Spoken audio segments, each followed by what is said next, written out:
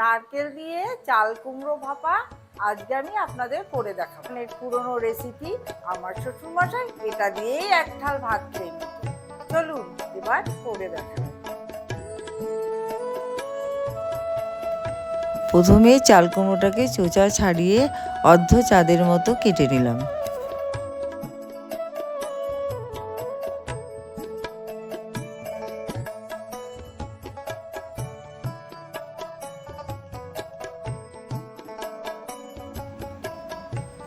মাঝখানটাকে চিড়ে নিলাম যাতে মশলাটা ভেতরে ভালো করে ঢোকে এবং স্বাদটাও যাতে ভালো হয়।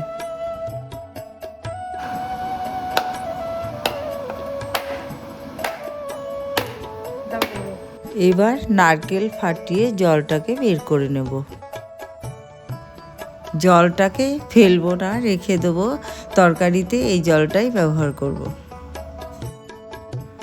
নরম শাঁস নারকেল বেছে নিয়েছি যাতে তরকারির স্বাদটা আরও বেশি ভালো হয়। এইভাবে নারকেলের শাঁসটাকে চাকু দিয়ে বার করে নিচ্ছি। মিক্সিতে নারকেলের শাঁসটা দিয়ে পেস্ট করে নিচ্ছি। পেস্ট করার সময় সাধারণ জলের জায়গায় আমি নারকেলের জলটা ব্যবহার করি।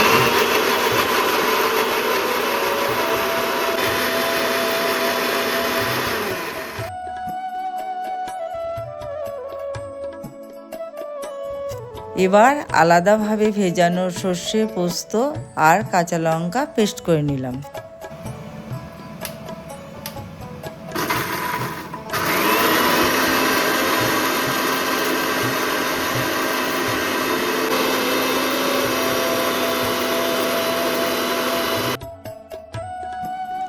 এরকম সুন্দর একটা মিহি মিশ্রণ তৈরি করে নিয়েছি।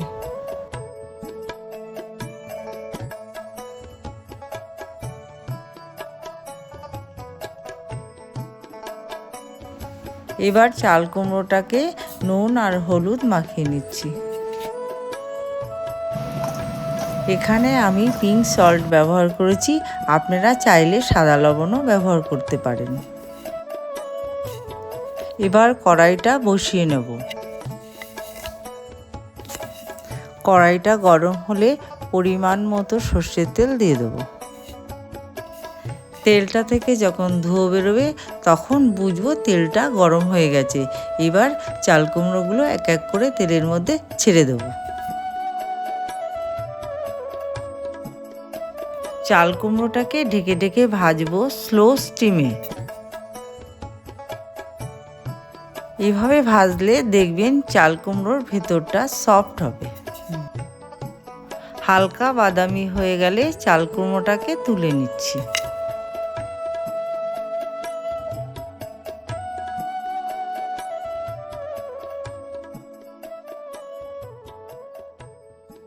আবার একটু সর্ষের তেল দিয়ে নিচ্ছি।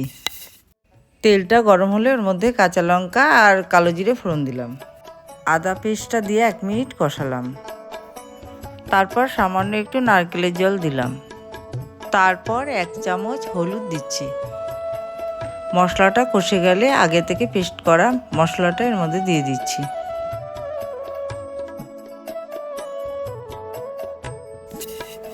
এইবার এই মশলাটাকে ততক্ষণই কষাবো যতক্ষণ তেল না বেরিয়ে আসে।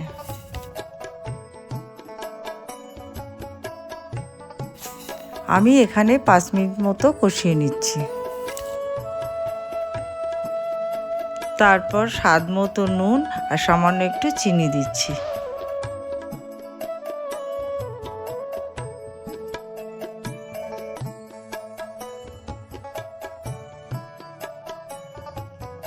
মশলাটা কষে গেলে ভেজে রাখা চাল কুমড়োগুলো এর মধ্যে দিয়ে দিচ্ছি। এবার চাল কুমড়োটাকে কিছুক্ষণ কষিয়ে আবার একটু নারকেলের জল দিয়ে কষাবো। সামান্য একটু নাড়াচাড়া করে ঢেকে দেব। 4-5 মিনিট পর দেখবো চাল কুমড়োটা মজে গেছে, তারপর বুঝবো এখন হয়ে গেছে।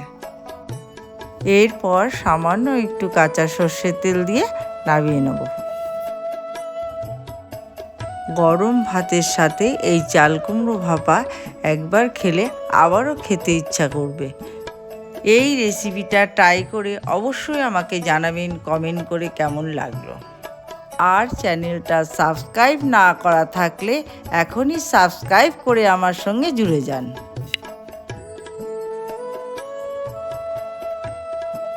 পুরো ভিডিওটি দেখার জন্য আপনাদের অসংখ্য ধন্যবাদ। আরও নতুন নতুন রেসিপি নিয়ে আমি আবার আপনাদের সামনে শীঘ্রই আসছি। ততদিন আপনারা ভালো থাকবেন, সুস্থ থাকবেন, আবার দেখা হচ্ছে।